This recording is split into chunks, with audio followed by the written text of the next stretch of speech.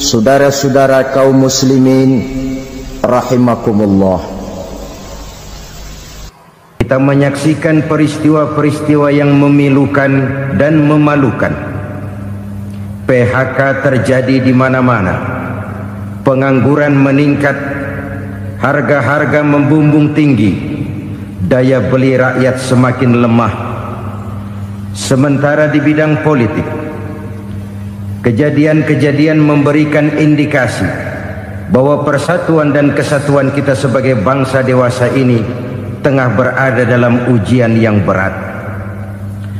Pada jumpa kita kali ini, tanpa bermaksud untuk mencari kambing hitam dari bencana yang kita hadapi, saya ingin menyampaikan sebuah hadis yang diriwayatkan oleh Imam At-Tabarani dari Ibnu Abbas, bahwa Rasulullah sallallahu alaihi wasallam bersabda, khamsun bi khamsin, ada 5 perkara yang dapat menimbulkan 5 macam bencana. Mari kita renungi hadis ini satu demi satu sebagai bahan introspeksi buat kita semua dalam menghadapi bencana yang tengah berlaku sekarang ini.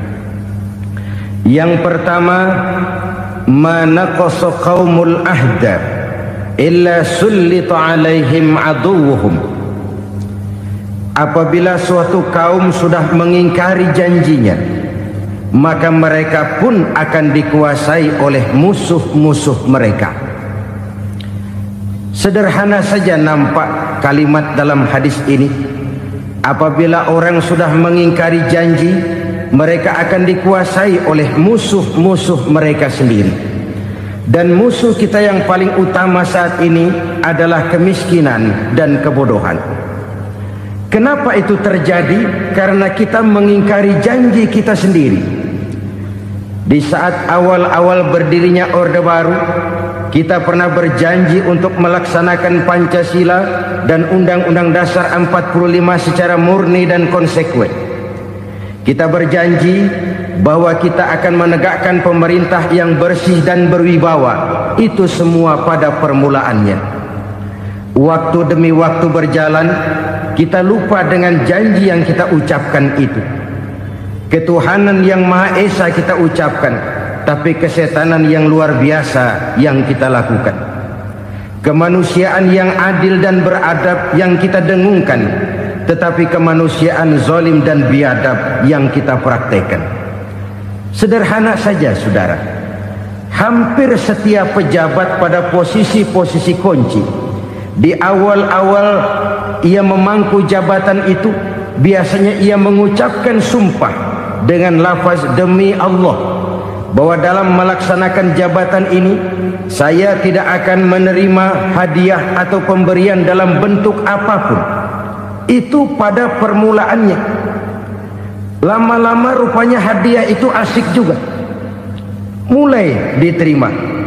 Lama-lama dirasa kurang, mulai menagih.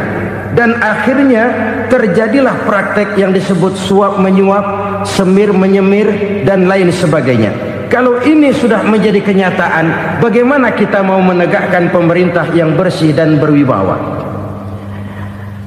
Undang-Undang Dasar 45 menyatakan bahwa bumi, air, dan seluruh kekayaan negara dikelola oleh negara bagi sebesar-besar kemakmuran rakyat. Yang terjadi adalah bahwa kita merasa mewakili rakyat untuk menikmati harta dan kekayaan negara, sehingga rakyat banyak tidak bisa ikut menikmatinya. Menumpuklah harta itu sehingga terjadilah pepatah, gunung ditimbun, sumur digali. Yang kaya semakin kaya, yang miskin semakin terpuruk. Kita ingkar dengan janji yang kita ucapkan di awal-awal kita bergerak. Kita ingkar dengan janji pada saat kita mengatakannya dengan menyebut nama Allah, dengan mempertaruhkan nama Tuhan. Sehingga pada akhirnya jabatan pun mengalami tender. Sudah menjadi rahasia umum. Orang mau jadi lurah mesti mengeluarkan uang, mau jadi camat mesti mengeluarkan uang, mau jadi wali kota, bupati, bahkan gubernur, itu ada pasarannya. Secara logika, Kalau orang memperoleh satu jabatan karena banyak mengeluarkan uang, tentu pada saat ia mengeluarkan uang, ia sudah punya pemikiran, modal pasti pulang, modal pasti kembali. Kalau orang memperoleh suatu jabatan karena banyak mengeluarkan uang, maka langkah pertama yang dia lakukan setelah memangku jabatan itu ialah bagaimana uang bisa kembali, bagaimana modal bisa pulang. Kalau modal sudah pulang, pikiran berikutnya bagaimana supaya dapat untung. Lalu kapan mau bekerja untuk kepentingan rakyat? Itu nomor 18. Kemudian kalau ada proyek-proyek besar, pertanyaannya ialah bukan apakah proyek ini bermanfaat bagi rakyat, apakah proyek ini layak untuk diteruskan, tetapi yang jadi pertanyaan paling utama ialah bagian saya berapa duit dari proyek ini. Kita bisa lihat proyek, mega proyek lahan 1 juta hektar di Kalimantan Tengah, triliunan rupiah, dan proyek itu gagal. SD Inpres bulan ini diresmikan, bulan depan retak. Jembatan-jembatan bulan ini gunting pita, bulan depan runtuh. Kita ingkar dengan janji. Kita berkata kita bekerja untuk kepentingan rakyat, tapi kita tidak pernah mengenal rakyat itu. Apabila suatu kaum sudah mulai mengingkari janji, maka mereka akan dikuasai oleh musuh-musuh mereka. Akibatnya tersusunlah barisan-barisan sakit hati yang makin lama makin menjadi bola salju, menggelinding membesar, dan kemudian terjadilah hal-hal yang tidak kita inginkan lagi. Apabila suatu kaum sudah mengingkari janji, maka mereka akan dikuasai oleh musuh-musuh mereka. Ini penyebab bencana yang pertama. Kita tidak konsekuen. Tadinya kita dengan lantang teriak-teriak berantas korupsi, ganyang korupsi. Pada waktu kita belum mendapat kesempatan. Setelah kita naik punya kesempatan, rupanya korupsi enak juga dirasa. Terjadi pergeseran nilai, orang luntur, kehilangan idealisme awal.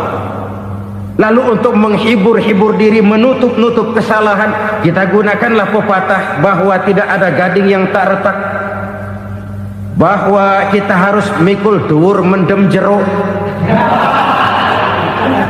Itu semua cuma sebagai dalih agar kesalahan kita tidak dibicarakan orang lain. Padahal kita sendiri yang mengingkari janji. Kita yang keluar dari komitmen awal kita. Kita berjanji melaksanakan Pancasila dan Undang-Undang Dasar 45 dengan murni dan konsekuen. Kita berjanji untuk menegakkan pemerintah yang bersih dan berwibawa. Namun dalam kenyataannya itu tidak kita laksanakan dengan sebagaimana mestinya. Kita bergeser, kita mengalami proses degradasi, peluncuran nilai, dan akhirnya terbentuklah barisan-barisan sakit hati yang semakin lama semakin membesar itu. Kita harus introspeksi. Memang kalau zaman sedang susah, biasanya kambing hitam laris, tukang kompor gentayangan. Itu dari dulu selalu mencari kambing hitam. Karena itu kita tidak bicara orang, kita tidak bicara siapa yang salah, kita bicara sistem, dan sistem itu bisa mengena siapa saja. Kalau orang sudah mulai mengingkari janji, bergeser dari komitmen awal, itu sudah mulai ia mengalami proses peluncuran, proses degradasi. Ini penyebab yang pertama. Kita tidak lagi konsekuen bahwa bumi, air, sumber daya alam adalah milik negara, dikuasai oleh negara, digunakan bagi sebesar-besar kemakmuran rakyat. Ternyata rakyat yang makmur itu tidak merupakan gambaran yang menyeluruh dari rakyat kita. Undang-undang dasar kita menganut ekonomi kekeluargaan, tapi yang kita praktekkan adalah ekonomi keluarga. Kalau bukan keluarga nggak dapat proyek. Kalau bukan keluarga nggak dapat macam-macam. kekeluargaan kita rubah menjadi keluarga, timbullah penyakit nepotisme. Kita bergeser, kita ingkari janji, dan kita anggap kita atasnamakan rakyat. Rakyat cuma sekedar jadi address, rakyat cuma sekedar jadi alamat, tetapi kehidupan mereka tidak banyak berubah dan tidak banyak terangkat. Kaum muslimin rahimakumullah, ini penyakit yang pertama, penyebab bencana yang pertama.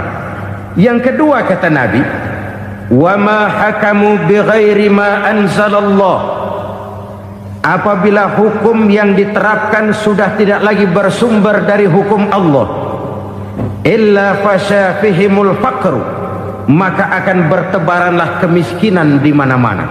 Ini artinya apa?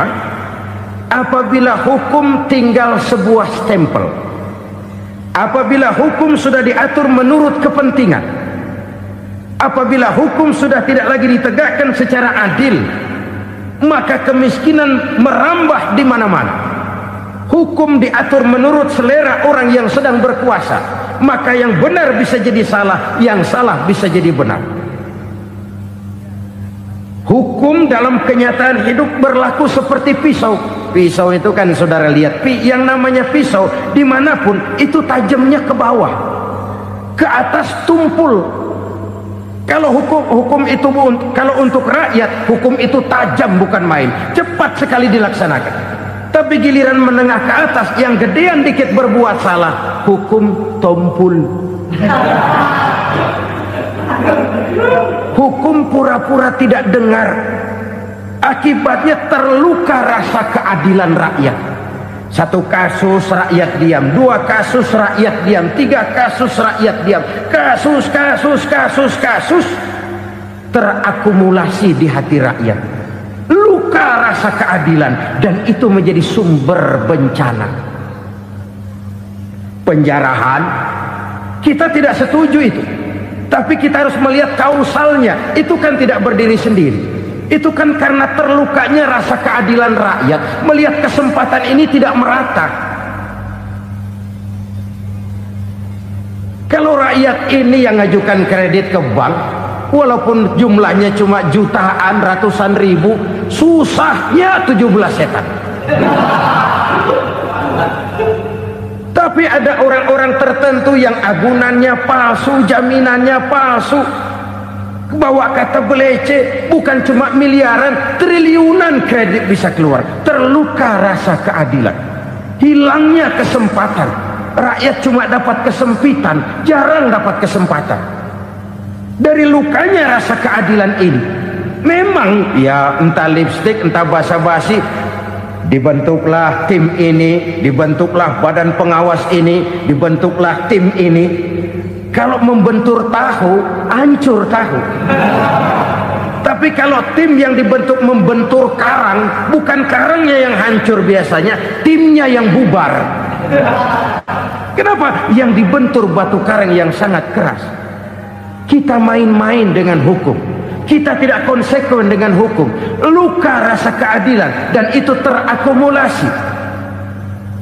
Edi tamsil, rakyat tahu, terakumulasi, menguap begitu saja. Kasus-kasus lain rakyat tahu, menguap begitu saja. Ketidakadilan terakumulasi, mengendap di hati rakyat, menunggu ledakan. Pada saat sumbu meledak, rakyat tidak bisa dibendung lagi. Oke, kita tidak setuju dengan penjarahan, tapi jangan melihat itu sebagai peristiwa yang berdiri sendiri. Kenapa itu terjadi? Kausalnya kenapa? Oke, kita tidak setuju memang, tapi yang dijarah oleh rakyat kan memang cuma untuk perut. Yang dijarahkan beras, yang dijarahkan televisi, yang dijarahkan kulkas yang masih bisa dihitung, yang memang real untuk kebutuhan rakyat. Penjara-penjara berdasi kepala botak yang menguras uang rakyat habis-habisan, enak saja melenggang dalam kehidupan ini. Makin terluka rasa keadilan rakyat. Apabila hukum yang diterapkan sudah menyimpang dari keadilan yang diajarkan Allah, fasyafihimul fakru, bertebaranlah kemiskinan. Aneh, memalukan, memilukan. Sebuah negara agraris yang katanya pulaunya hijau royo-royo, gemari Palau Jenawi Toto Tentem Kertora Harjo, yang tahun 93 pernah mendapat penghargaan dari FAO, Badan Pangan Sedunia, sebagai negara yang berhasil dalam swasembada pangan. Sekarang ini kita terpaksa betul beli beras dari Vietnam, beli beras ke Kamboja, beli kedelai dari Kamboja. Kenapa? Lahan sawah kita habis ditanami pabrik. Teknologi kita, teknologi loncatan yang non-applied, tidak terpakai oleh kita.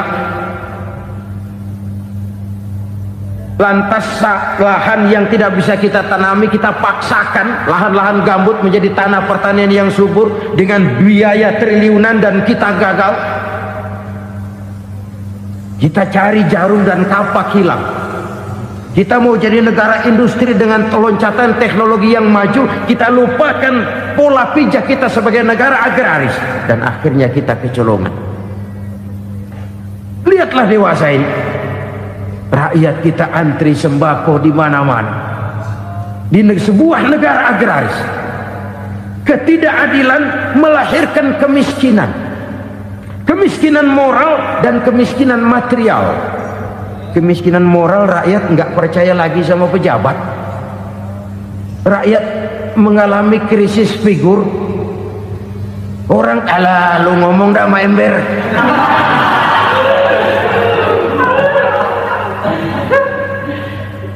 Penataran yang menghabiskan biaya miliaran itu melahirkan pejabat-pejabat korup. Pengawasan yang menghabiskan biaya miliaran itu ternyata impoten, mandul. Kemiskinan moral. Jujur saya berkata, saudara-saudara, setelah pintu reformasi dibuka, itu yang masuk memang macam-macam. Ada yang memang punya tujuan murni, konsekuen dan punya konsep. Ada yang nunggu di tikungan, begitu mobil lewat nyamber pintu, berangkat ikut reformasi. Ada yang memanfaatkan momentum, mumpung, untuk nyampein unek-unek, ngerti nggak, pokoknya ngomong. Sehingga keadaan semakin rancu, kebingungan semakin menjadi-jadi, masalah yang paling urgent tidak terselesaikan. Sekarang ini orang berpikir mendingan jadi pala ular daripada jadi buntut macan.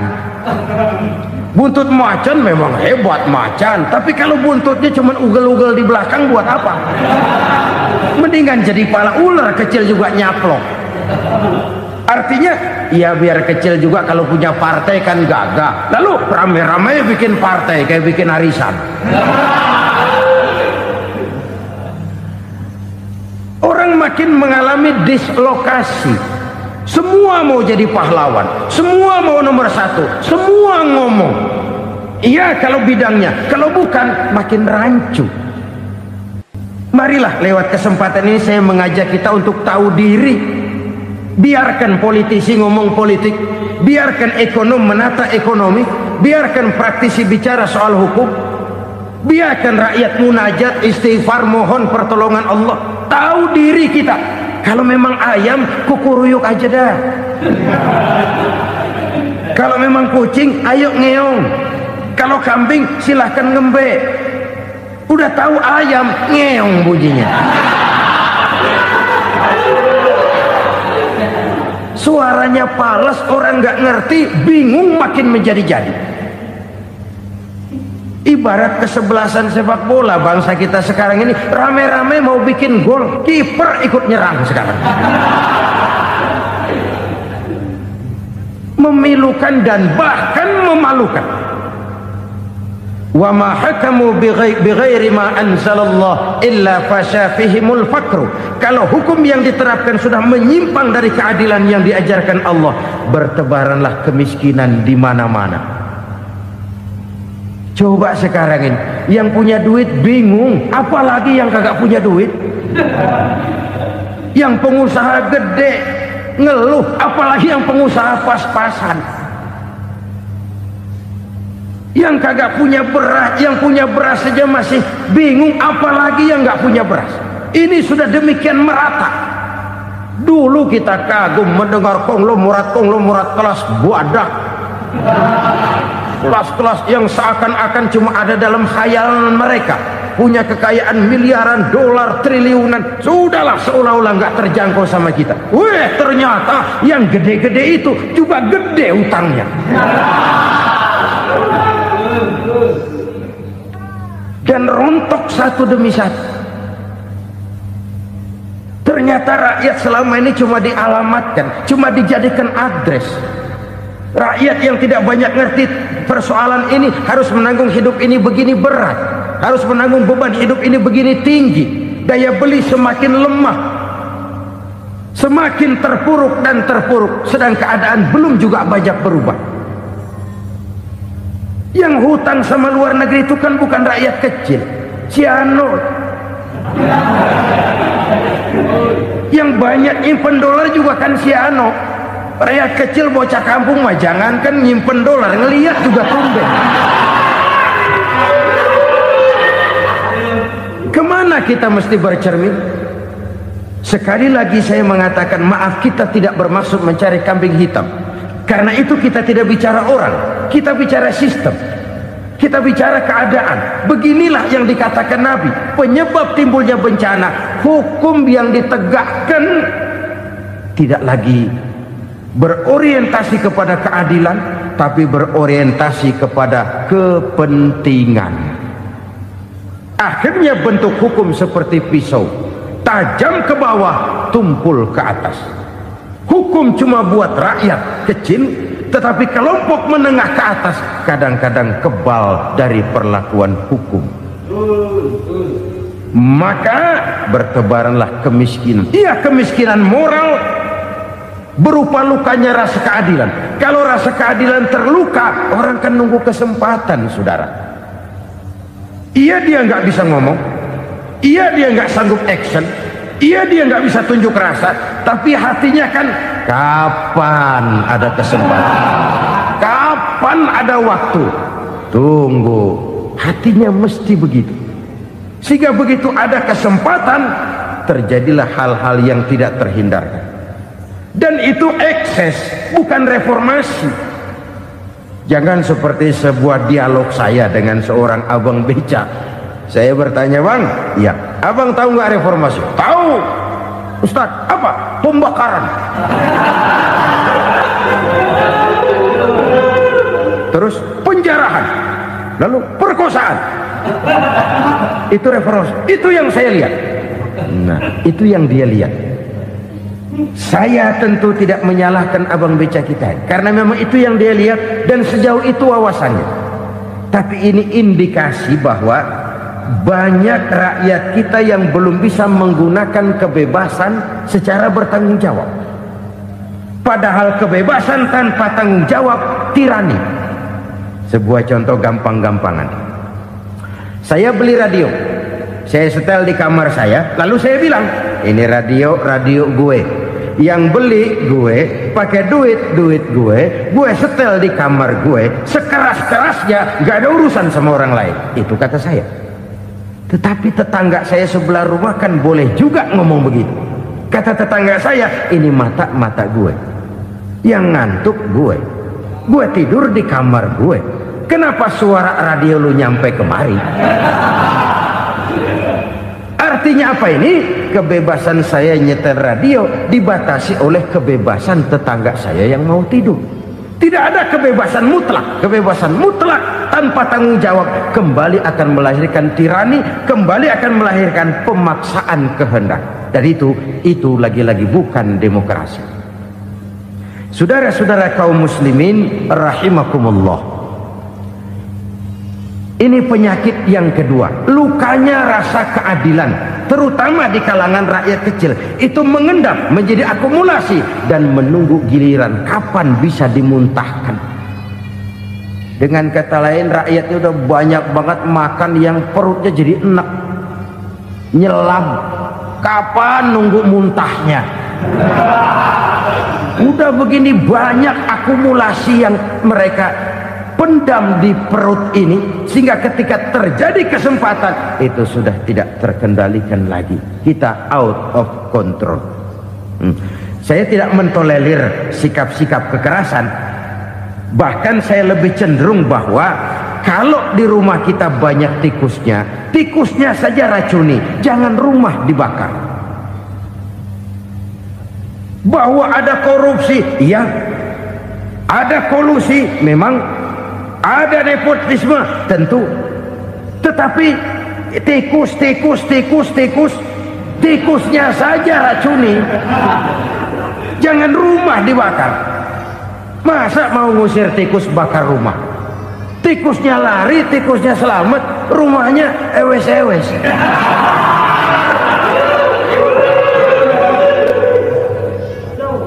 Tikus selamat, rumah nggak punya, masalah nggak terselesaikan dengan sebagaimana yang kita harapkan. Kita sepakat ini negara hukum, dan di hadapan hukum semua manusia itu sama. Itu prinsip yang diajarkan Allah. Al-musawat bainan nas fi takalifil ahkam. Semua manusia sama dalam berhadapan dekat dengan hukum Allah Subhanahu wa taala. Kalau hukum sudah pandang bulu, itu jelas yang enak yang banyak bulunya. Siapa yang banyak bulunya? Monyet. Kalau hukum pandang bulu, monyet keenakan. Saudara-saudara kaum muslimin rahimakumullah, introspeksi. Mari kita bercermin bagaimana perjalanan hukum selama ini. Kalau introspeksi ini kita temukan, lalu ada upaya untuk memperbaiki diri. Jangan menggunakan tak ada gading yang tak retak, mikul duwur mendem jero untuk menutup-nutupi kesalahan orang. Padahal kesalahan itu sedemikian besar. Padahal rakyat kita tiap hari antri sembako. Ada yang sehari sekali makan, ada yang makan sudah bercampur tiwul, ada yang nasi sudah dicampur pisang, balik jadi orok lagi. Macam-macam upaya rakyat untuk menangsal perut ini. Lalu rakyat ditenang-tenangkan, lebih baik puasa Senin Kemis sambil menghadapi krisis ekonomi. Kenapa rakyat yang disuruh puasa? Kenapa bukan pejabatnya yang puasa lebih dulu untuk kemakmuran rakyat? Kalau rakyat yang memang perutnya udah gepeng disuruh puasa, makin krempeng perutnya. Artinya pejabat harus punya sense of politik. Ya, tidak, puasa itu kan tidak cuma Senin Kemis saja. Puasa itu puasa perasaan, puasa menghargai perasaan yang sedang kondisi yang sedang dihadapi oleh rakyat. Bagaimana rakyat yang tengah antri sembako melihat pejabatnya lewat dengan mobil yang harganya sampai 1 miliar. Oh, inilah pemimpin saya. Luka lagi rasa keadilannya. Kita tidak tenggang rasa. Puasa dalam artian itu pun akan menolong menegakkan semangat kebersamaan, membentuk semangat kebersamaan. Saudara-saudara kaum muslimin rahimakumullah, penyebab bencana yang ketiga dikatakan oleh baginda Nabi, wala zaharat fihimul fahishatu illa fasha fihimul maut. Apabila kekejian telah merajalela, maka maut bertebaran di mana-mana. Kita renungi butir kalimat dalam hadis ini. Apabila kekejian telah merajalela, maut bertebaran di mana-mana. Begitu murah arti sebuah kehidupan. Penjarahan untuk hal-hal yang kecil tapi sampai mengorbankan nyawa. Apabila kekejian sudah terjadi di mana-mana, maut pun bertebaran. Maut dalam arti berpisah ruh dengan jasad, tapi juga maut dalam arti orang bisa mati karirnya, orang bisa mati usahanya, orang bisa mati kesempatannya karena perbuatan-perbuatan keji yang selama ini tidak terbendung. Lahirlah teori mafia. Siapa yang kuat dia yang berkuasa, siapa yang lemah dia menjadi mangsa. Proyek-proyek besar yang menang tender itu ya dari itu ke itu saja. Yang pengusaha-pengusaha tidak punya koneksi, tidak bisa bayar komisi, dapat proyek tetelan. Ada dagingnya dikit, namanya juga tetelan. Dagingnya sudah habis disantap oleh meja. Sekian puluh meja dilalui, sekian puluh amplop dikeluarkan. Sehingga yang akhirnya ya tinggal tetelan itu tadi. Maka kualitas pekerjaan pun sudah bukan lagi jadi masalah. Demikianlah mafia-mafia ini bermunculan di mana-mana. Di pengadilan terkenal mafia pengadilan. Hukum bisa dibeli, hukum bisa dipesan menurut kebutuhan sponsor. Mafia peradilan, mafia politik, mafia ekonomi, bahkan mafia agama yang menggunakan agama sebagai kedok, menggunakan agama sebagai dalih, menggunakan agama sebagai topeng untuk melancarkan maksud-maksud politiknya pun tidak tertutup kemungkinan. Apabila kekejian telah merajalela, maut bertebaran di mana-mana. Korupsi, kolusi, nepotisme itu bagian dari kekejian. Kita selama ini kalau mendengar maksiat, itu yang terbayang cuma judi, mabuk, zina. Iya, itu maksiat. Tapi korupsi, kolusi, nepotisme itu juga maksiat dalam bentuk lain. Kalau ini sudah bertebaran, maka maut terjadi di mana-mana. Jangan bayangkan cuma mati orangnya, itu sih kewajiban. Yang menyakitkan itu orangnya masih hidup tapi dibikin mati, karirnya mati. Kenapa? Karena yang diperlukan bukan cuma orang pinter tapi orang taat. Biar pinter, kalau nggak taat minggir. Biar bodoh, kalau taat bisa nyenangin atasan, bisa nyemur. Kumaha juragan wae ayo nama. Itu yang kadang-kadang dapat penghargaan. Tidak ada prestasi kerja kecuali bikin senang orang di atas. Kita lihat di desa-desa jalan rusak.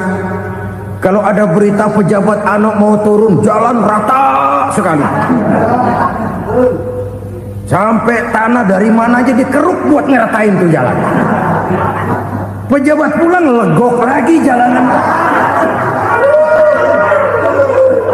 Katanya kita kerja buat rakyat, nyatanya kita cuma melayani atasnya. Kenapa? Terjadi lingkaran setan. Seperti kata lagu Dul Sumbang itu. Mahasiswa takut sama dosen, dosen takut sama dekan, dekan takut sama rektor, rektor takut sama menteri, menteri takut sama presiden, presiden takut sama mahasiswa. Muter balik lagi, lingkaran setan, lingkaran setan.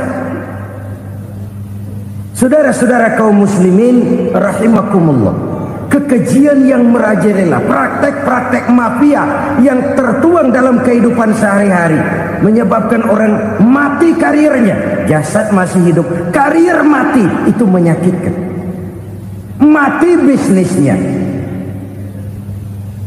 Rakyat kecil pernah senang ketika cengkeh booming, harganya bagus, rakyat banyak yang pergi haji.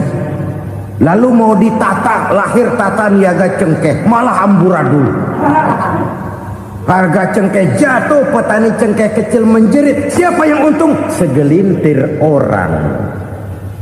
Masihkah kita pakai atas nama rakyat untuk kepentingan nasional, padahal yang nyanyi cuma segelintir orang? Masihkah kita mau bohongi rakyat ini dengan mobil nasional tapi bikinan Korea? Masihkah kita mau bermain verbalisme, bermain kata? Ini sebuah masa lalu yang tidak perlu terulang lagi untuk masa-masa yang akan datang. Kekejian merajalela, orang mati karir, bisa mati usaha, mati bisnis. Usahanya maju, dirangkul, hancur. Usahanya maju, dipukul, hancur, tenggelam.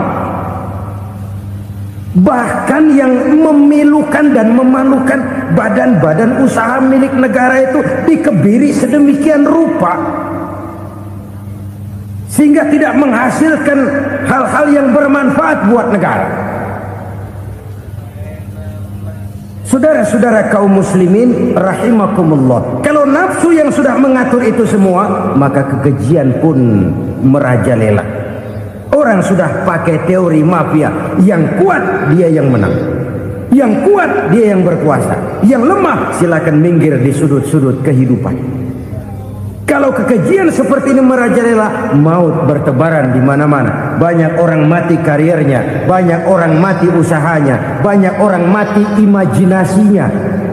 Sekarang ini dalam dunia seni yang banyak karyawan seni, bukan seniman. Seniman itu kan dilahirkan, lain seniman, lain karyawan seni. Sekarang yang banyak karyawan seni, bukan seniman. Mati karier, mati imajinasi, mati improvisasi,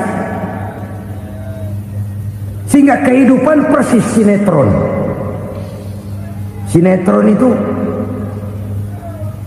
yang kita lihat rumah mewah, yang kita lihat rumah bagus. Gak pernah kita lihat di sinetron kita ini rakyat antri sembako. Kita dijejali hal-hal yang indah, yang wah, yang membuat kita tenggelam dalam gaya hidup instan, tenggelam dalam gaya hidup wah. Kita lupa dengan realitas keseharian di tengah-tengah masyarakat kita. Lahirlah kelompok-kelompok selebritis, dibesarkan oleh berbagai media. Selebritis pilek aja masuk koran, pilek.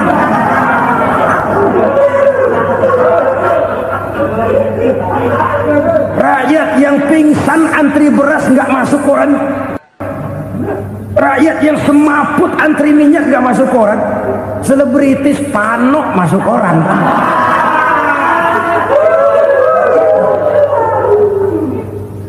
Kita besarkan hal-hal kecil, kita kecilkan hal-hal besar. Karena apa? Kita mengejar oplak, kita profit oriented, tidak lagi berorientasi kepada realitas hidup yang kita hadapi ini. Kalau kekejian sudah merajalela, kata Nabi, maka maut bertebaran di mana-mana. Maut dalam artian maut, coba lihat sekarang begitu murah nyawa. Karena 1000 perak orang mau nusuk bunuh. Karena beras seliter orang khilaf, begitu murah kehidupan. Tapi kekejian dalam bentuk korupsi, kolusi, nepotisme, kekejian dalam bentuk itu mematikan karier, mematikan bisnis, mematikan imajinasi, mematikan kreativitas. Itu juga maut dalam bentuk lain akibat kekejaman lain. Ini penyebab yang ketiga. Yang keempat, penyebab bencana menurut baginda Rasul, wala tuffiful mikyala illa muni'un nabat. Apabila timbangan sudah dicurangi, maka tercegahlah tumbuh-tumbuhan. Apabila timbangan sudah mulai curang, maka terjadilah musim paceklik. Apabila bisnis sudah bergaya mafia tadi itu, kecurangan-kecurangan terjadi, tender di balik pintu, yang dimenangkan cuma kelompok-kelompok yang bisa memberikan presentasi yang besar, muni'un nabat, terjadilah paceklik. Paceklik, panen gagal, wereng, ya wereng, kemarau panjang, it's okay, air sulit, iya, tetapi kan semua itu ada yang ngatur. Kemarau ada yang ngatur, belalang itu ada yang ngatur, air itu juga ada yang ngatur. Yang ngatur itu yang serba maha. Kalau ia murka melihat kecurangan timbangan, Allah itu kalau murka kan gampang saja, tinggal komandoin balang, lang, hancurin tuh sawah. Konvoy belalang, konvoy, Allah tinggal ngutik angin El Nino. Mampir lo ke Indonesia, hujan nggak turun-turun, kemarau panjang. Jadi kalau musim kemarau kan namanya anginnya El Nino. Kalau musim hujan anginnya namanya La Nina. Cakep namanya, kejem orangnya. Saudara lihat Cina sekarang sedang kena La Nina, banjir besar, ribuan orang meninggal. Dia mah ribuan mati kagak berasa, rakyatnya miliaran. Bangladesh lagi ngalami La Nina, India lagi ngalami La Nina. Angin, hujan, kemarau, belalang itu kan ada yang ngendaliin. Kuncinya bukan di belalangnya, kuncinya bukan di peredaran matahari berputar, kuncinya di atas yang mengatur semua itu. Kalau timbangan sudah mulai curang, pengusaha sudah nggak mau jujur, apa nggak bikin perut jadi mual. Begitu rakyat antri sembako pingsan nggak dapat beras, sementara beras ditumpuk-tumpuk sampai membusuk. Kemana hati nuraninya? Kemana akal pikirannya? Kemana mereka yang berbuat atas nama rakyat tapi melihat rakyat susah tidak tergerak hatinya? Apabila timbangan sudah mulai dicurangi, bisnis sudah mulai melenceng, maka terjadilah paceklik. Sebuah negara yang berhasil dalam swasembada pangan, lalu sekarang menjadi negara yang rakyatnya antri untuk memperoleh kebutuhan pangan. Saudara-saudara kaum muslimin rahimakumullah, ini intinya adalah kecurangan. Kalau kecurangan sudah terjadi di mana-mana, dan ini milik siapa saja, bukan soal tempat, bukan soal jabatan, soal manusianya, SDM-nya. Kecurangan tidak cuma terjadi di kantor, di masjid bisa terjadi kecurangan. Korupsi tidak hanya bisa terjadi di kantor, di madrasah bisa ada korupsi. Faktor manusianya, ini soal SDM. Kecurangan yang besar tentu besar lagi kerugiannya. Kecurangan yang kecil, kecurangan sehari-hari, pedagang-pedagang kecil ngurangi timbangan, barang yang buruk dikatakan baik, yang baik dikatakan buruk, itu merugikan perorangan. Kecurangan yang besar merugikan bangsa dalam bentuk total, dalam bentuk seutuhnya. Nah, kecurangan-kecurangan seperti ini rakyat kan lihat, rakyat kan tahu, dan itu kembali terakumulasi di sini, pegel. Dan jangan lupa, rakyat yang nggak ngomong itu, rakyat yang nggak bersuara itu, batinnya menjerit, jeritannya menggoncang aras, dan itu didengar Allah. Yadullah fauqal jamaah, kata Nabi, tangan Tuhan di atas orang banyak. Jeritan hati rakyat menggoncang aras. Rakyat yang terlalu banyak dizolim, rakyat yang terlalu banyak dirugikan, ya rakyat yang terlalu banyak diatasnamakan, menjerit batinnya, menggoncang aras, dan Allah bisa menggerakkan apa saja untuk membuat satu situasi. Allah bisa menggerakkan apa saja untuk membuat satu situasi. Saudara-saudara kaum muslimin rahimakumullah, ini faktor yang ketiga, timbulnya kecurangan. Faktor yang keempat maksud saya. Yang kelima, penyebab timbulnya bencana menurut baginda Nabi, wala muni'uz zakat illa hubbisa anhumul qatr. Apabila zakat enggan dibayar, maka tercegahlah qatrun. Qatrun ini kalau bahasa kita sembako. Maka tercegahlah kebutuhan-kebutuhan yang kita perlukan.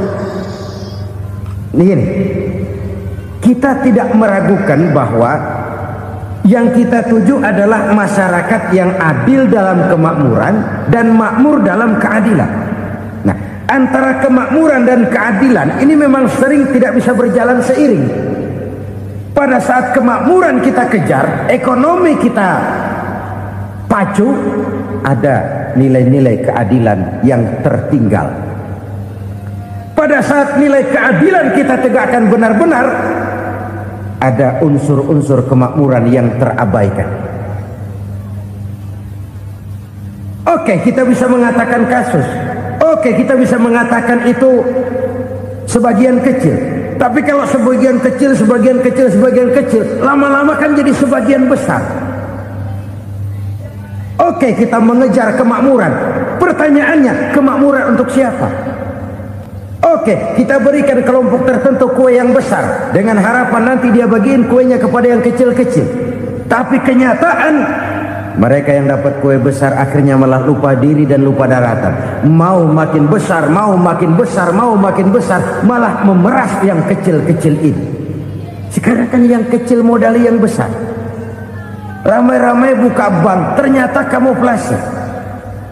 Uang banknya untuk kredit perusahaannya sendiri. Nasabahnya rakyat kecil.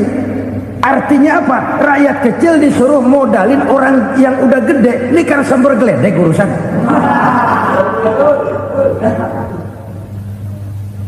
Ini kan permainan apa lagi? Rakyat kecil suruh modali yang gede. Nasabahnya rakyat kecil, kumpulkan uangnya di bank, kucurkan kredit kepada perusahaannya sendiri. Bukankah itu rakyat kecil suruh modali yang gede? Sudah begitu kejamkah kita untuk meraih keuntungan dengan mengorbankan orang kecil ini? Sudah tidak bicara lagi kah nurani kita melihat penderitaan orang yang semakin susah ini? Kalau zakat enggan dibayar, padahal zakat 2,5% saja, 2,5% saja. Kalau itu pun enggan, kalau zakat saja enggan, bagaimana pula yang namanya sedekah, bagaimana pula yang namanya infak, bagaimana pula yang namanya santunan, bantuan. Kadang-kadang lipstick nyumbang si nyumbang, cuman nyolongnya lebih gede. Ini namanya sumbangan lipstick. Buat lipstick itu kan buat ngumpetin bibir pucat. Itu fungsi utama lipstick. Buat ngumpetin korupsinya, nyumbang kegiatan-kegiatan sosial. Tapi yang dia korup lebih gede dari yang dia sumbangin. Lipstick kamuflase. Nepu kata anak sekarang.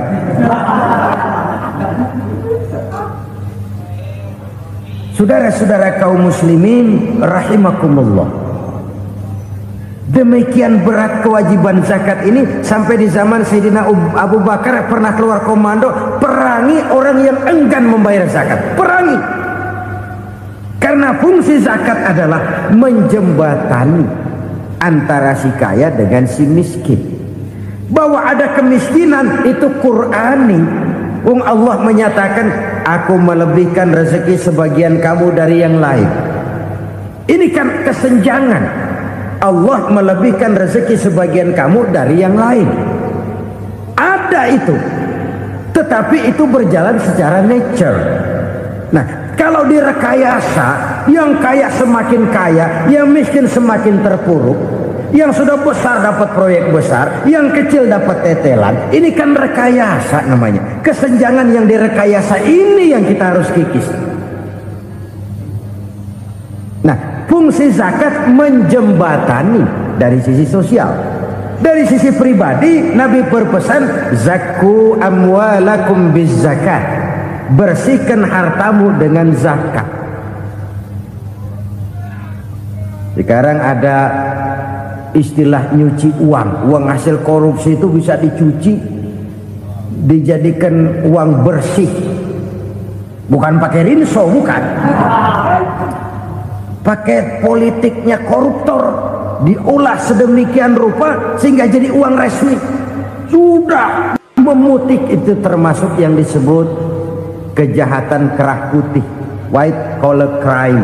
Kejahatan kerah putih, kejahatan pakai dasi, kejahatan kelas kakap. Makanya orang mendingan goblok kagak bener daripada pinter kagak bener. Goblok kagak bener itu gampang ngurusinnya. Pinter kagak bener, ini yang berabe bener ngurusinnya.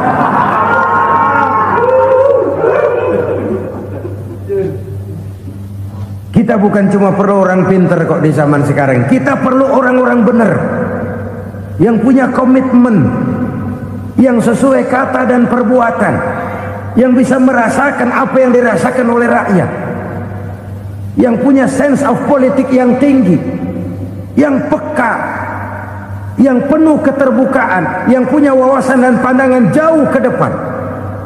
Dari sisi pribadi, zakat itu membersihkan harta kita. Ya, dia tercampur dengan yang subhat, dia bahkan mungkin tercampur dengan sedikit-sedikit yang haram. Itu zakku amwalakum bizzakat. Bersihkan hartamu dengan zakat itu. Pada sisi sosial ia menjembatani, pada sisi pribadi ia membersihkan harta kita. Karena itu kalau kita minta berdoa, minta rezeki, syarat rezeki itu halalan thayyiban wasi'an. Enggak pernah kurang dari 3 itu. Halal, bagus, banyak. Halal, bagus, tapi sedikit, susah ngaturnya. Halal, banyak, tapi kurang bagus, buat apaan? Bagus, banyak, tapi haram, enggak ada artinya. Sebab kata Imamul Ghazali, kalau kau terlalu suka memakan makanan yang haram, dikunyah masuk ke dalam perut besar, digiling oleh perut besar, menghasilkan energi, menggerakkan sel-sel pembuluh saraf, kau juga akan cenderung berpikir yang haram. Kalau sudah cenderung berpikir yang haram, perbuatan pun akan mengarah kepada perbuatan-perbuatan yang haram. Dulu waktu kelompok Jimbaran 200 konglomerat Indonesia kumpul, dihimbau supaya sekian persen kasih pengusaha-pengusaha lemah. Itu kan cuma sekedar belas kasihan, tidak banyak menolong keadaan. Dan bukan itu yang diperlukan pengusaha-pengusaha kecil. Yang diperlukan adalah berikan kami kesempatan seperti mereka dapat kesempatan. Berikan kami peluang seperti mereka juga dikasih peluang. Kalau cuma dikasih 100 juta, 200 juta hari ini, usaha kami nggak ada prospeknya, peluang kagak ada, kan sama juga bohong. Diceburin ke kali, disuruh berenang, tangan diikat, mendingan mampusin, ketahuan. Ayo berenang, berlomba, tangan diikat, kaki diikat, sama saja nyuruh mati. Jadi jangan kasih ikannya, kasih kailnya. Yang diperlukan pengusaha kecil menengah ke bawah itu bukan cuma sekedar belas kasih dari konglomerat-konglomerat besar. Berikan kami peluang seperti mereka juga dapat peluang. Berikan kami kesempatan seperti mereka dapat kesempatan. Berikan kami kredit dengan kemudahan seperti mereka juga kalau minta kredit begitu mudahnya. Menciptakan peluang dan kesempatan, pemerataan. Bukan menciptakan manusia Indonesia dengan standar ekonomi yang sama. Semua rumahnya harus sama, semua punya mobil. Itu sih kebersamaan bebek. Bebek, coba lihat bebek, satu ngalor semua, satu ngidul semua. Kebersamaan bukan itu. Kebersamaan adalah menciptakan peluang. Kalau yang kaya bisa semakin kaya, kenapa yang miskin tidak bisa ikut naik jadi sedikit kaya? Kalau pengusaha yang sudah kuat bisa bertambah menjadi kuat dengan proyek mega proyek, kenapa yang menengah tidak bisa ikut menjadi kuat? Dan kenapa kekejian-kekejian itu merajalela? Kita dengar lewat berita-berita PLN tekor, PLN utang. Kenapa? Dia beli listrik dari swasta yang belinya lebih mahal daripada penjualannya. Artinya dia beli itu listrik dari perusahaan listrik swasta, dia jual kepada rakyat lagi. Harga jualnya lebih murah daripada dia beli kepada swasta. Kenapa? Ada tekanan lagi tuh. Biasa siklus lagi. Hukum Boyle. Atas neken, paling bawah gepeng. Ya kita nih rakyat kecil, emang nasibnya gepeng-gepeng terus. Saudara-saudara kaum muslimin rahimakumullah. Dari 5 penyebab bencana ini kita ambil kesimpulan untuk sebuah renungan dan introspeksi kita bersama. Pertama, mengingkari janji. Padahal janji itu yang lebih tinggi nilainya adalah di hadapan Allah Subhanahu wa taala. Baik wakil-wakil rakyat di parlemen maupun pemimpin-pemimpin rakyat di dalam kabinet, apabila memangku suatu jabatan, selalu mereka mengawali dengan sumpah, dan sumpah itu dimulai dengan demi Allah. Sadarkah kita pada saat itu kita ucapkan bahwa kita sudah mempertaruhkan Allah untuk jabatan yang kita pegang? Kita sudah mempertaruhkan nama Allah untuk posisi yang dipercayakan kepada kita.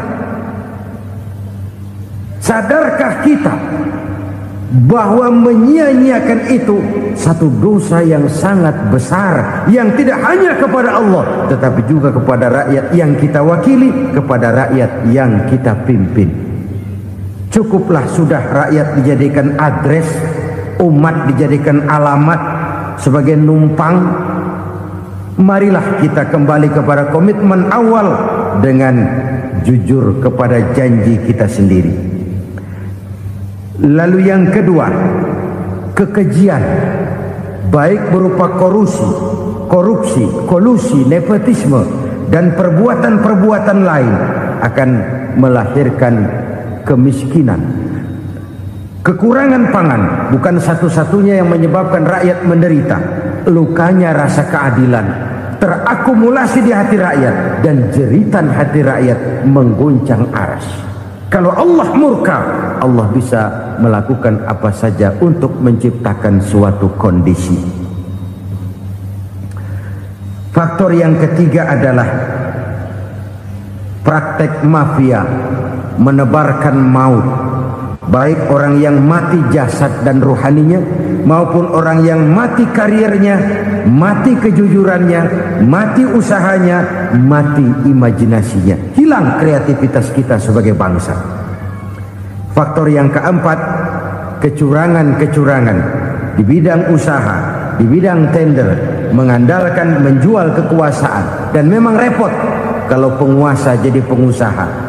Mau atau tidak mau, kebijakan-kebijakan kekuasaannya akan memperkuat jaring-jaring usahanya.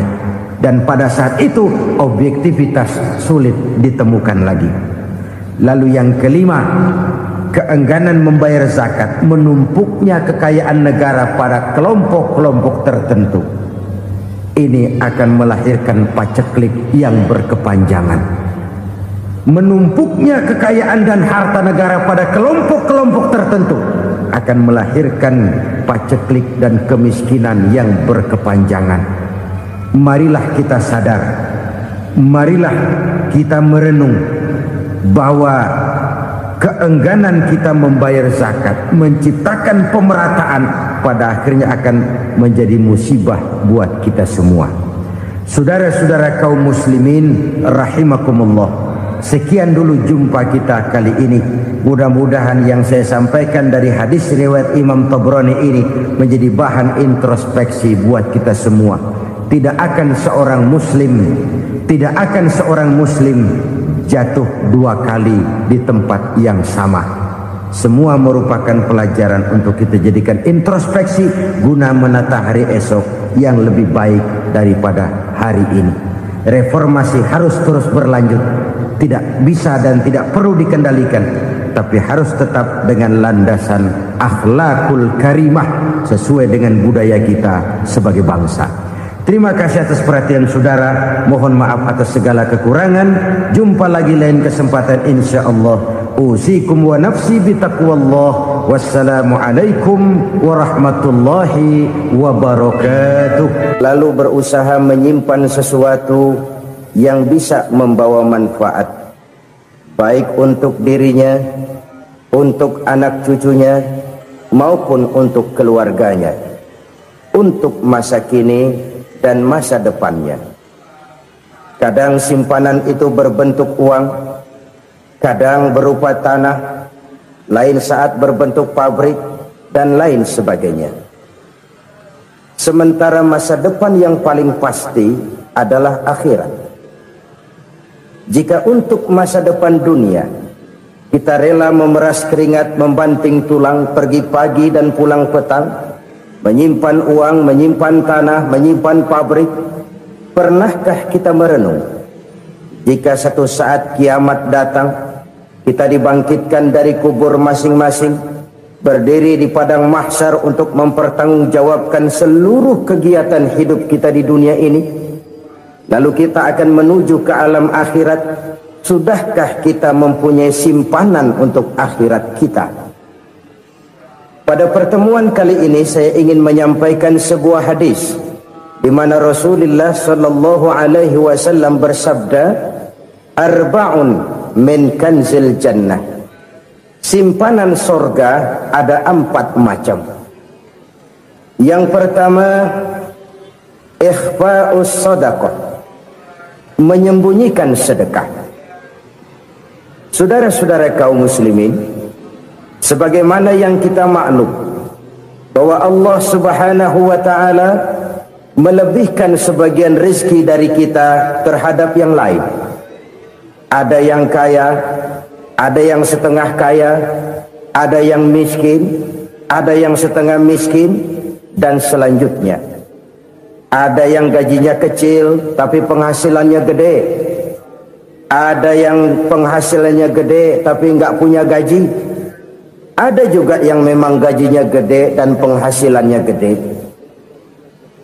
Kelebihan rezeki merupakan sunnatullah dan tidak harus membuat kita merasa lebih dari yang lain.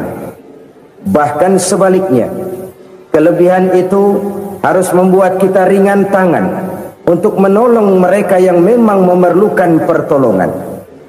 Kalau saudara diberikan ilmu, maka pertanyaan akhirat cuma satu: ilmumu kau amalkan untuk apa?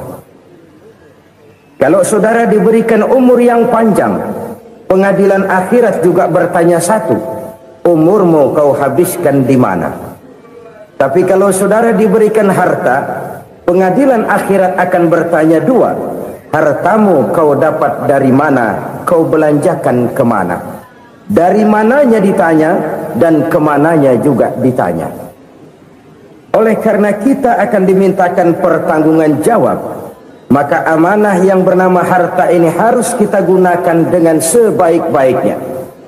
Ada penggunaan yang merupakan kewajiban, itu zakat namanya. Ada penggunaan yang sewaktu-waktu, itu infak namanya.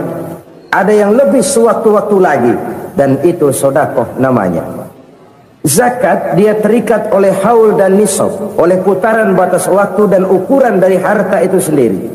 Sedangkan infak terikat oleh situasi dan kondisi perekonomian seseorang. Sedangkan sedekah tidak terikat dengan apapun.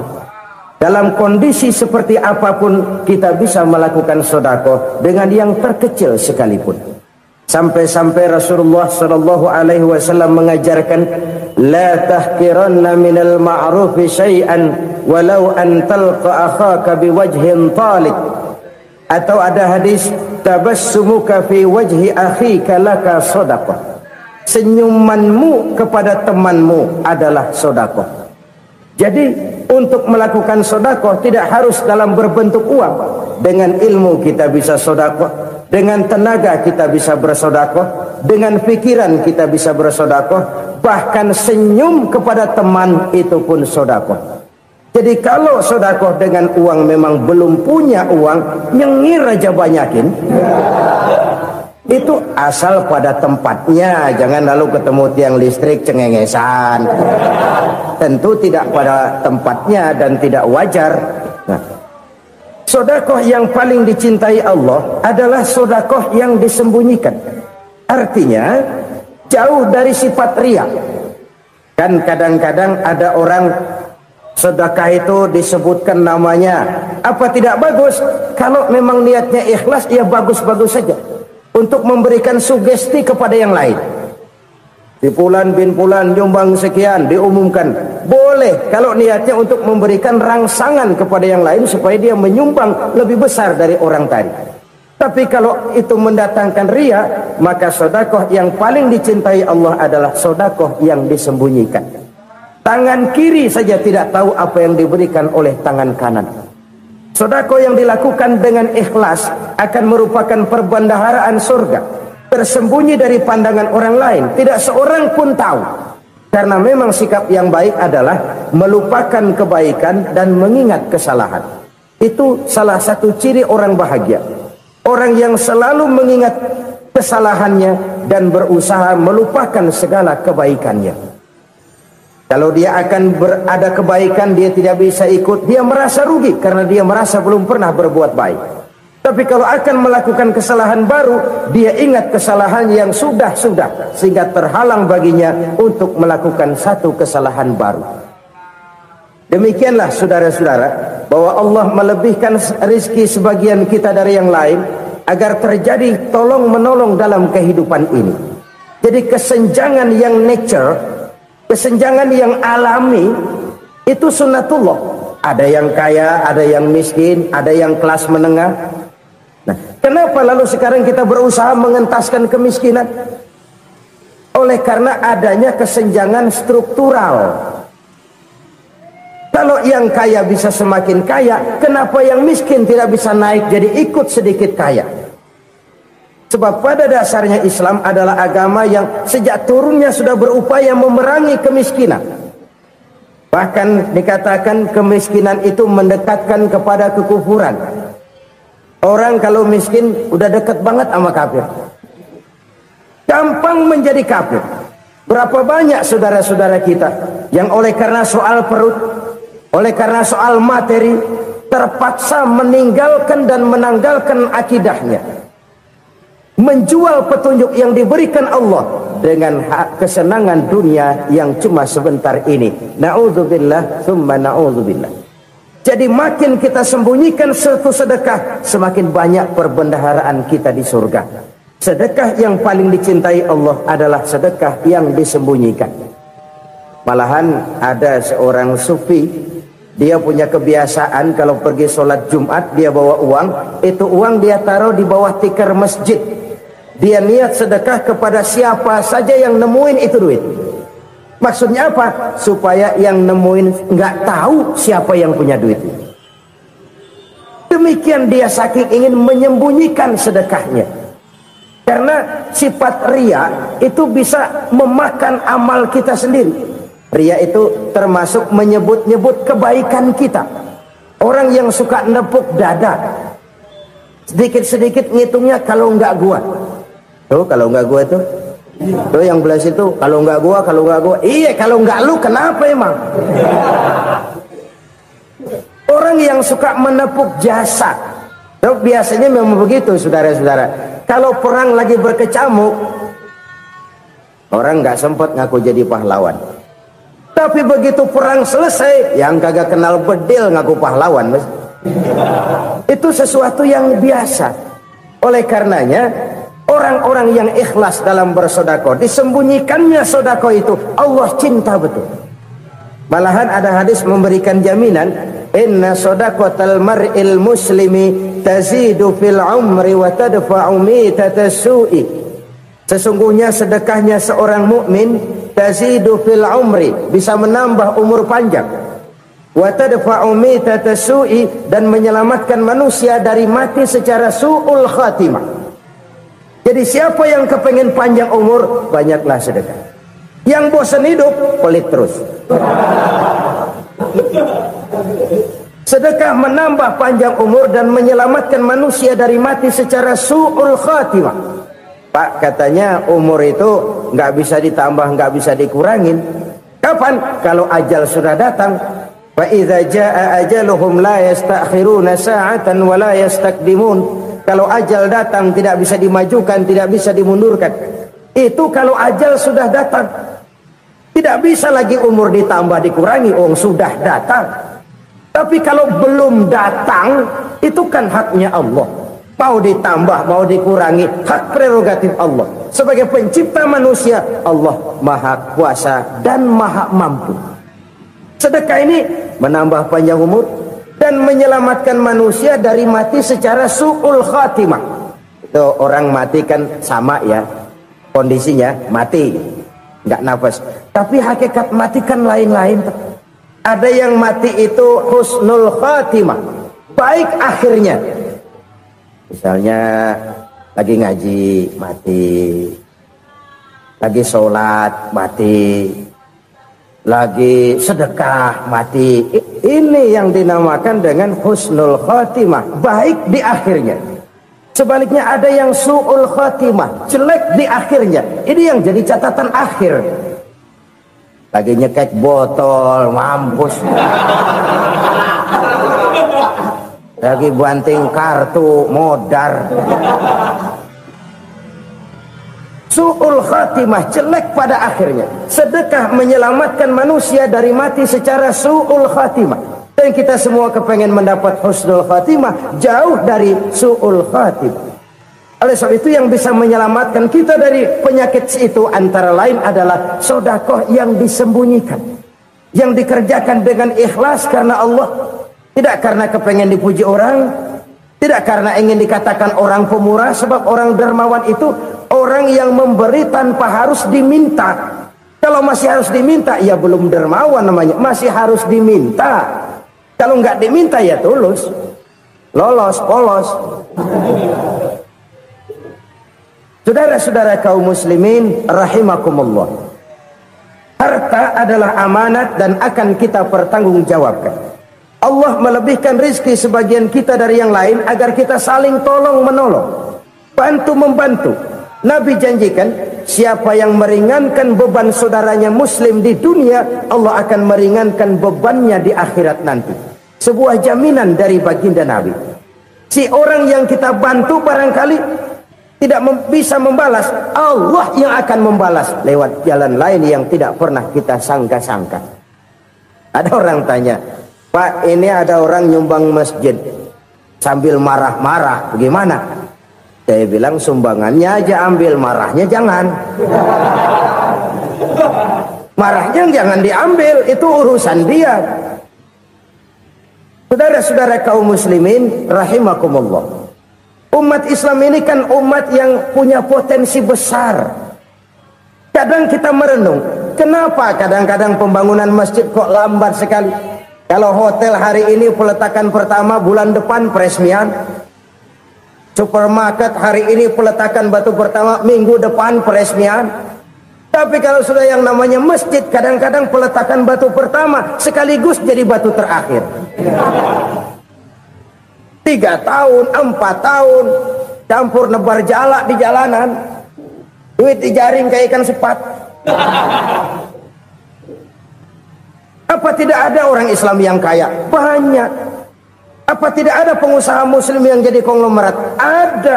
Lalu yang belum banyak itu yang komit terhadap nilai-nilai agamanya.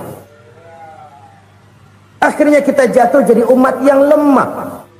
Belum ada pengusaha konglomerat muslim buka pabrik supermi cap beduk misalnya umpamanya atau pabrik kecap cap sorban supaya identitas keislamannya sedikit kelihatan.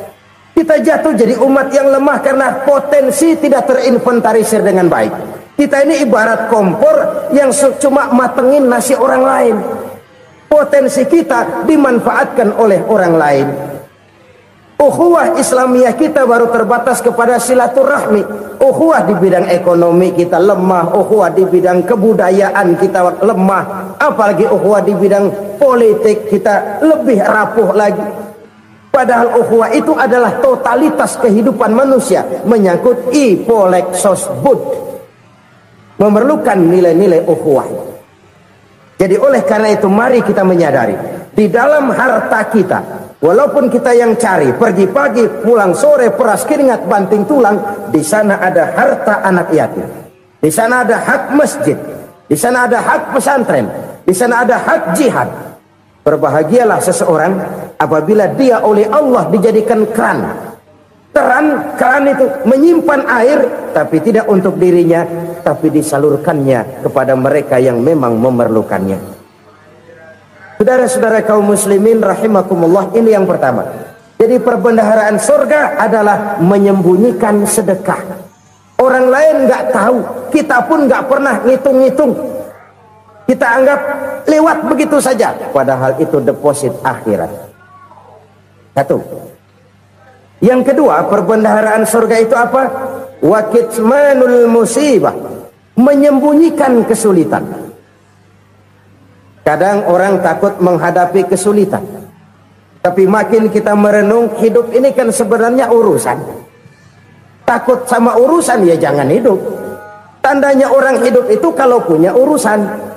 Urusan melupakan problem. Problem sering menimbulkan kesulitan. Kesulitan bukan untuk ditakuti, tapi untuk diatasi dan dicarikan jalan keluarnya. Siapa sih orangnya yang gak pernah sulit-sulit? Makin tinggi status sosialnya, makin gede urusannya. Makin tinggi kualitas imannya, makin berat tingkat kesulitannya. Cuma memang yang namanya enak itu seperti pelangi. Biang lala itu nggak pernah di atas kepala kita, di atas kepala orang melulu.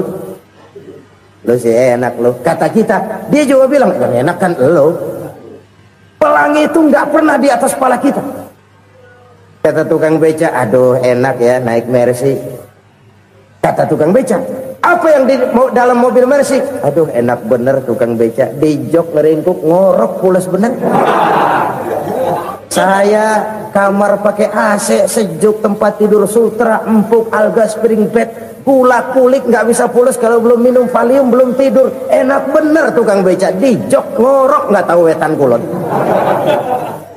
Si tukang beca bilang yang di Mercy enak, yang di Mercy bilang tukang beca enak. Inilah enak, nggak pernah di atas kepala kita, di atas kepala orang lain melulu enak itu.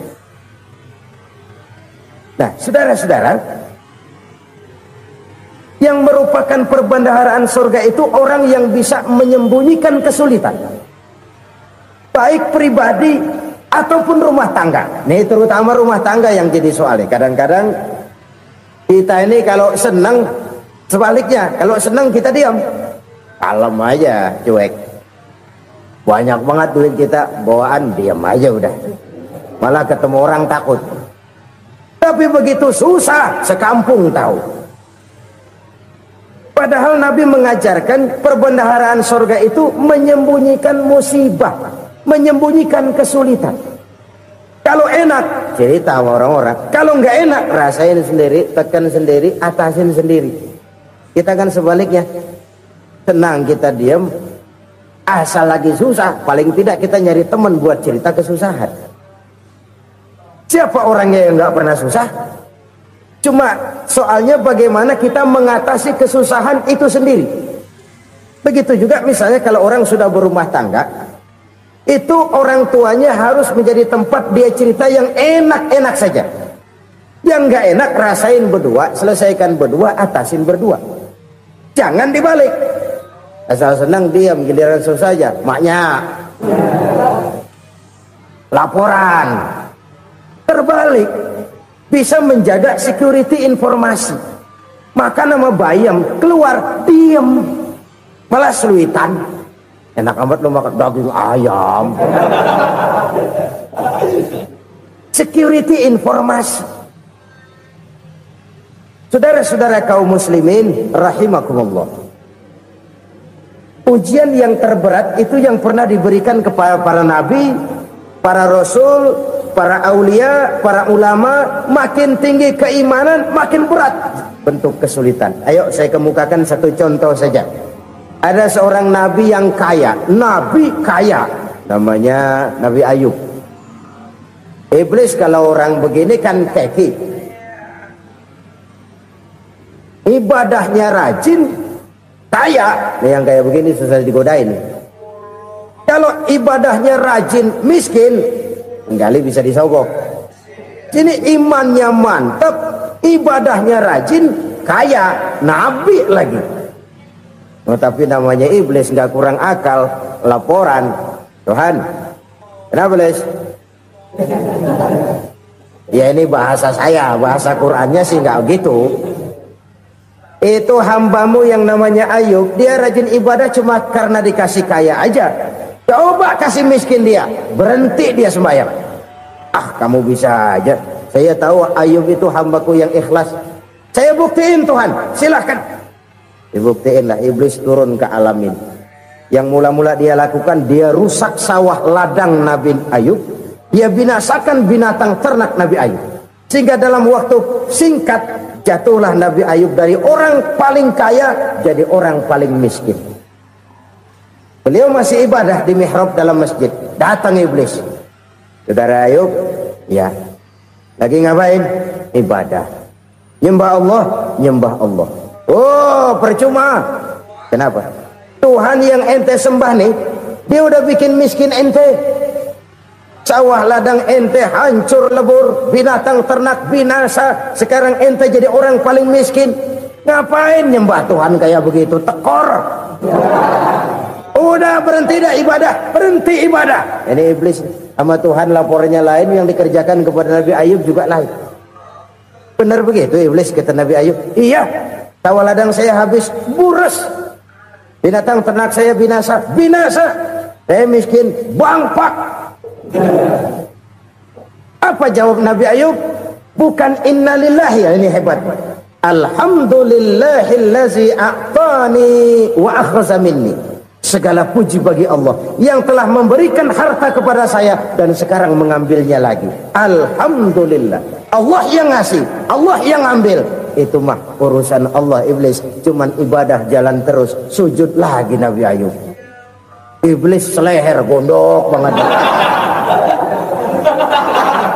Dasar Nabi nggak mempan dia apa-apain. Miskin malah alhamdulillah. Allah yang ngasih, Allah yang ngambil. Jadi kalau kita tidak komit, kita tidak terikat kepada kaya, miskin, senang, susah, apa yang bisa bikin kita susah? Jadikan kekayaan, kemiskinan, jadikan senang, susah sebagai anak buah yang bisa kita atur.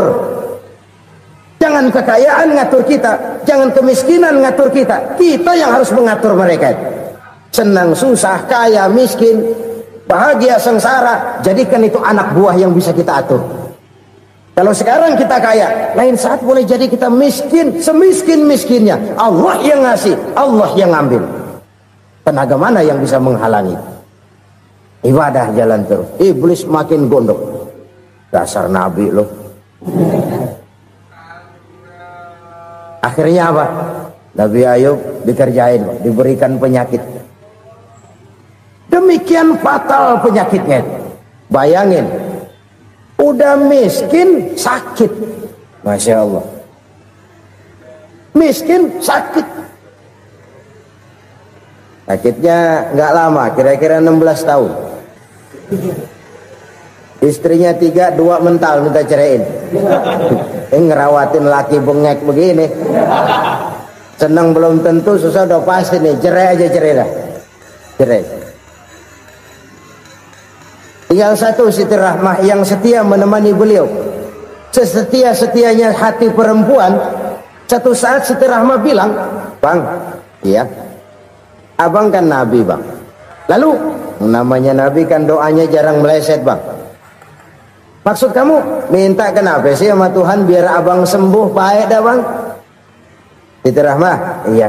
Saya sakit berapa tahun sih dah? 16 tahun bang. Sebelum ini saya sehat berapa tahun? Ya kira-kira 60 tahun bang. Nah coba ente banding-bandingin Rahmah. Saya dikasih sehat 60 tahun, dikasih sakit 16 tahun. Sudah nggak sabar mau doa kepada Allah minta sembuh. Saya malu kepada Allah. Diuji dengan yang luar biasa seperti ini, tidak mengganggu stabilitas kehambaannya. Dia tetap menghamba kepada Allah Subhanahu wa ta'ala. Saudara-saudara kaum muslimin rahimakumullah. Kunci menghadapi kesulitan itu apa? Allah jelaskan dalam satu ayat, wa basyiris sabirin alladzina iza asabathum musibah qalu inna lillahi wa inna ilaihi raji'un. Gembirakan orang-orang yang sabar. Siapa mereka itu? Yang apabila mendapat musibah mereka kembali kepada keyakinan dasar. Segalanya dari Allah dan segalanya akan kembali kepada Allah. Ini konsepsi dasar dari sikap muslim dalam menghadapi berbagai kesulitan. Segalanya dari Allah, segalanya akan kembali kepada Allah. Kalau ini sudah kondisi dasarnya, maka kita akan lapang menghadapi kenyataan bagaimanapun pahitnya. Apakah itu namanya miskin, apakah itu namanya sakit, bahkan maut sekalipun. Maut sekalipun. Segalanya dari Allah, segalanya akan kembali kepada Allah.